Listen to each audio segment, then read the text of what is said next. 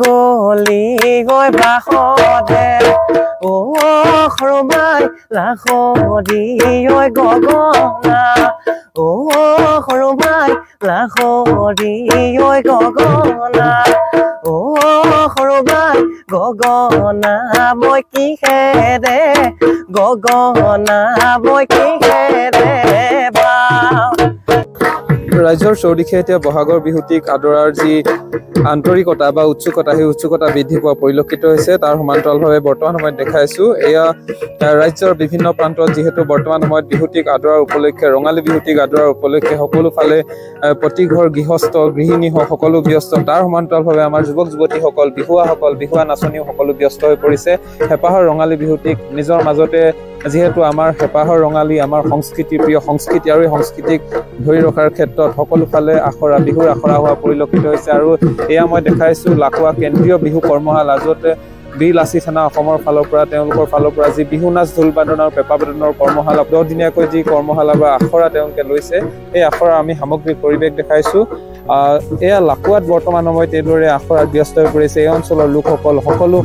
এই অঞ্চলৰ যিসকল যুৱক যুৱতী আছে সকলোবোৰ আহিছে এফালে ঢোলৰ কৰ্মশালা এফালে নাচনীসকলক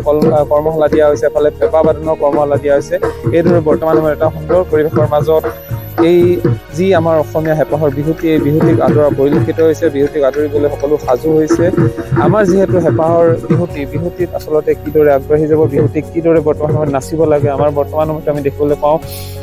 যি পাশ্চাত্য সংস্কৃতিৰ মাজত পৰাৰ লগে লগে বিহুক যিদৰে বহুতে পাহৰি গৈছে তাৰ মাজতে কিন্তু আমাৰ একাংশ যি উঠি অহা প্ৰজন্ম সেই প্ৰজন্ম বিহুৰ প্ৰতি আকৰ্ষিত হৈছে আৰু হেঁপাহৰ বিহুটিত তেওঁলোকে কিদৰে নাচিব ঢোল বাদন কিদৰে কৰে পেঁপা বাদন কিদৰে কৰে ইয়াৰ বিভিন্ন ধৰণৰ বৰ্তমান সময়ত যি আখৰা সেই আখৰা অসমৰ ভিন্ন প্ৰান্তত প্ৰতিখন জিলাতে এতিয়া হোৱা দেখিবলৈ পোৱা গৈছে আৰু চ'ত মাহ হোৱাৰ লগে লগে অৰ্থাৎ বহাগৰ বিহু এমাহৰ পূৰ্বৰ পৰাই এইদৰে কিন্তু যি উৎসুকতা সেই উৎসুকতা অধিক বৃদ্ধি হোৱা পৰিলক্ষিত মই বৰ্তমান সামগ্ৰিক পৰিৱেশ দেখাইছো এয়া হৈছে লাকুৱা কেন্দ্ৰীয় বিহু কৰ্মশালা য'ত 10 দিনকৈ ধৰি বিহুৰ আখৰা বা বিহু কৰ্মশালা প্ৰদান কৰা হৈছে য'ত নাচনীসকল আৰু ঢুলীয়া সকলো ইয়াত অংশগ্ৰহণ কৰি সুন্দৰকৈ তেওঁলোকে শিকিবলৈ চেষ্টা কৰা পৰিলক্ষিত হৈছে ৰঙে ৰং ঢাল পাচি খেলোতে গগনা বজাওতে চুলি হলকিলে চং হেই ৰঙে ৰং ঢাল পাচি খেলোতে গগনা বজাওতে চুলি হলকিলে পোনপ্ৰথমে আমি আপোনাৰ জৰিয়তে সমূহ অসমবাসী ৰাইজলৈ আগন্তুক ৰঙালী বিহুৰ হিয়া ভৰা শুভেচ্ছা জ্ঞাপন কৰিছোঁ হয় আমি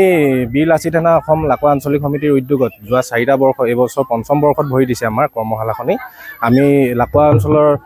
বৃহত্তৰ লাকুৱা অঞ্চলৰ মানে সুপ্ত হৈ থকা বিহু প্ৰতিভাক আমি যুৱ প্ৰজন্মক আমি বিহু সংস্কৃতিৰ প্ৰতি আকৃষ্ট কৰা মানসেৰে এই কৰ্মশালাৰ আয়োজন কৰি আহিছোঁ খুব ভাল লাগিছে ইয়াতে বহুত কণ মানে আমাৰ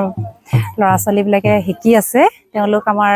ভৱিষ্যত অসমৰ ভৱিষ্যত সুনাগৰিক হ'ব এটা সময়ত গৈ তেওঁলোকৰ মানে যিটো বিহুৰ প্ৰতি আগ্ৰহ সেই আগ্ৰহটো দেখি খুব ভাল লাগিছে আৰু লগতে অভিভাৱকসকলে সকলোকে লৈ আহে একদম সময়মতে আহি ইয়াতে উপস্থিত হয় আৰু যি সুন্দৰভাৱে যেনেদৰে শিকাইছে সেনেদৰে তেওঁলোকে আমাৰ পৰা শিকি লৈছে